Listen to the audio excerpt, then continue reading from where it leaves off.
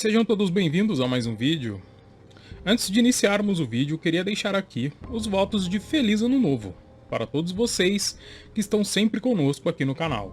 Que vocês consigam atingir seus sonhos no próximo ano e que a vida de todos seja próspera e muito feliz. E dito isso, vamos para a vinheta.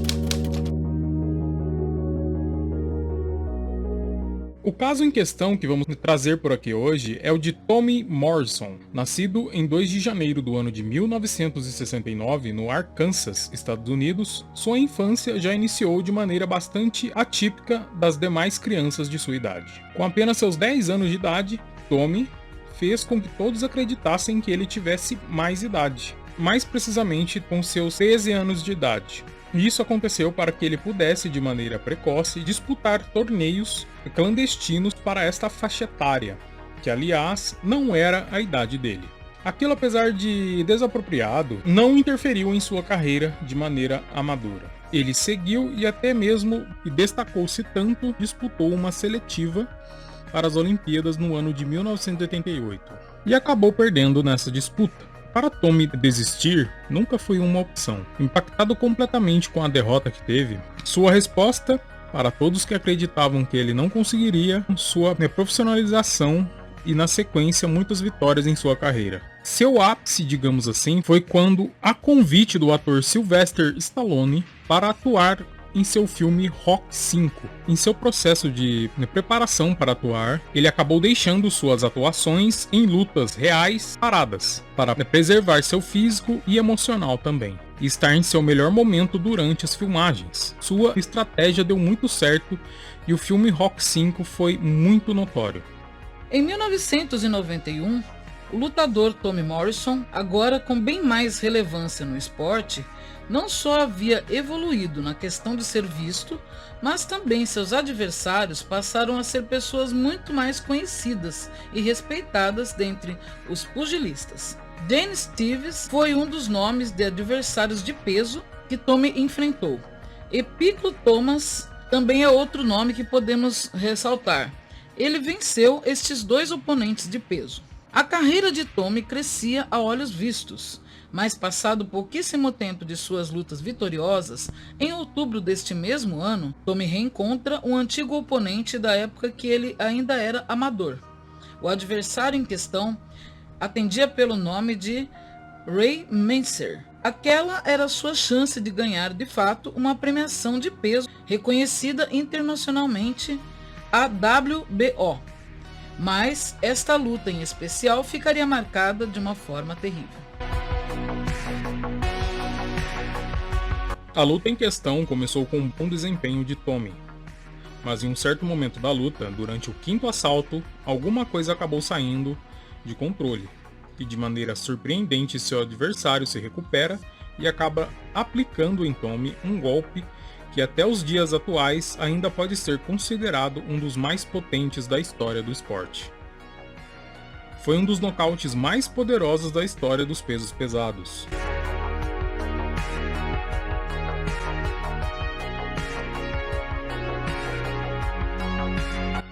Morrison não se tratava de uma pessoa que desanimava facilmente.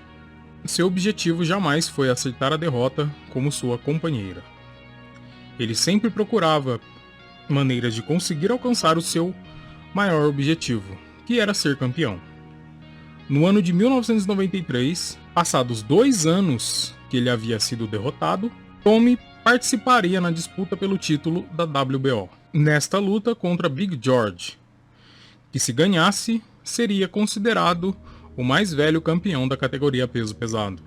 No dia em questão não estava nada favorável para Big George, e toda a juventude de Morrison de fato acabou sendo decisiva para que a luta, utilizando a estratégia de bater e esquivar-se em seguida, ele acabou cansando George, que apesar de muito competente, pouco a pouco foi se cansando e ao final do 12º round, os golpes aplicados por Morrison acabaram sendo a maioria dos golpes acertados. E o vitorioso momento de Morrison havia chegado. Ele se torna campeão mundial e o primeiro norte-americano branco desde Rocky Marciano.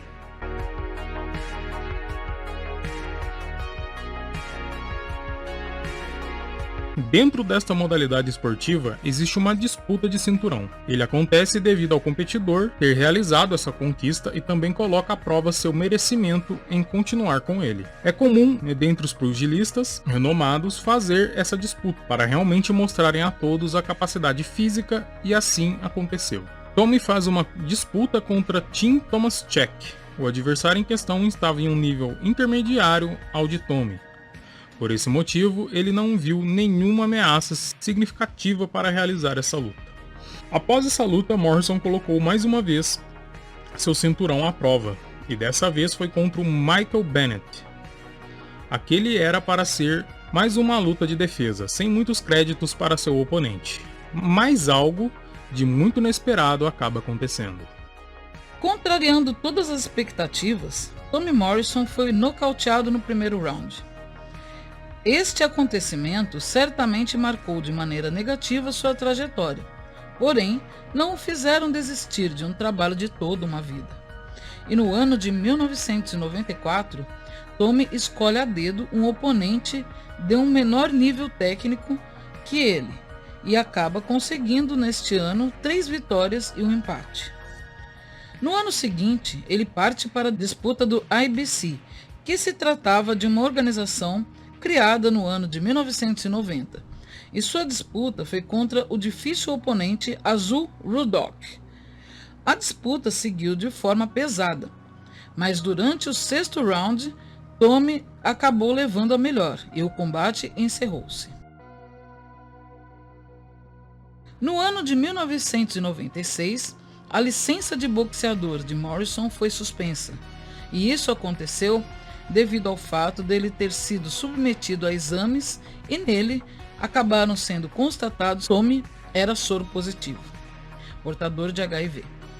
Ele contraiu esse vírus devido ao uso de drogas injetáveis compartilhando seringas. E mesmo após tudo isso, ele ainda conseguiu disputar uma luta no Japão contra Marcos Rhodes. Porém, esta luta só aconteceu com regras bastante cautelosas. Se algum dos oponentes sangrasse durante o decorrer desta luta, a mesma deveria ser interrompida imediatamente. A luta termina com a vitória de Morrison por nocaute no primeiro round.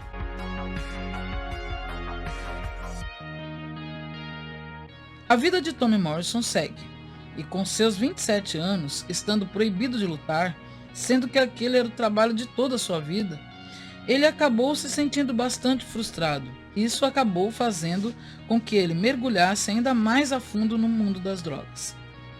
Isso, infelizmente, para ele, acabou sendo um refúgio para suas frustrações, que o acabaram frustrando ainda mais. Tommy Morrison era aquele atleta que tinha prestígio. Era muito bem quisto por todos. Era uma promessa para o esporte e, sem sombra de dúvidas, possuía um poder de nocaute sem precedentes. E fora dos ringues, levava uma vida cercada de drogas e libertinagem. E também se envolvia com problemas judiciais. Aquela pessoa que todo mundo torce, mas infelizmente as suas condutas o levam ao declínio. No ano de 2006, Morrison faz uma declaração para a imprensa. Na mesma ele diz a todos que não era mais o portador do vírus HIV. Ele alegava que seus exames apresentados no ano de 1996 apresentaram um falso resultado positivo. E no ano de 2007, após a realização de 4 exames diferentes, apontaram que Morrison não era portador do vírus HIV. E na sequência, ele recebeu autorização para lutar novamente em West Virginia. O oponente em questão dessa vez era John Canister, que se tratava de um lutador que tinha um nível inferior ao dele. A Comissão Atlética de Nevada colocou em dúvida o resultado dos exames apresentados por Tommy. Inclusive, duvidou que as amostras de sangue recolhidas para análise não eram o sangue de Morrison, e por esse motivo ele ficou novamente impedido de lutar nos Estados Unidos. Porém, no ano de 2008, no México, as regras por lá eram um pouco diferentes. E dentro dos exames clínicos exigidos, não estava os de sangue. E lá foi Tommy aproveitar a oportunidade. E inclusive ele apareceu na luta com uma nova prótese de silicone no seu peito. E isso para demonstrar mais imponência. Esta acabou sendo a última luta em que Tommy participou. Ainda a história de sua cura é bastante controversa e muito questionada por diversas pessoas. Nunca houveram reais esclarecimentos do que de fato aconteceu com Tommy Morrison. No ano de 2013, ele veio a falecer, após um período de mais de um ano debilitado em uma cama, fraco e sem muito ânimo para nada. Foi quando a mãe de Tommy alegou a todos que de fato ele era soro positivo, porém a sua esposa desmentiu essa afirmação. Esse é o caso de Tommy Morrison. Esse é mais um caso daqueles que se basearam em filmes, em histórias reais. A participação do Tommy em Hollywood, né, nos cinemas. A trajetória dele como boxeador. A história dele é um tanto quanto triste, mas ao mesmo tempo meio que previsível. Porque acho que, cara, com raríssimas exceções, a maioria dos lutadores levam essa vida, sabe? Os lutadores de boxe em específico nos Estados Unidos, eles ganham muito dinheiro, sobe muito pela cabeça as vitórias, os títulos. Tudo isso acaba fazendo muito mal pro lutador se ele não tiver cabeça, entendeu? Essa é uma coisa que acontece, na verdade, eu diria até que mais do que nos esportes somente. Eu diria que, por exemplo, as pessoas que às vezes conquistam uma condição financeira mais elevada, às vezes ela não tem o emocional para aquele dinheiro mesmo. E acabam levando suas vidas de modo desregrado, e o que era para ser uma conquista e uma coisa boa acaba se tornando a própria sepultura que a pessoa acaba cavando para si mesma. E é isso, gente. Essa foi a história do Tommy Morrison. Se você não conhecia esse caso, deixa aqui nos comentários pra gente. Sugestões também de novos temas. E é isso. Muito obrigado, um bom fim de ano a todos e até o próximo vídeo. Muito obrigado a todos, até o próximo ano e tchau, tchau.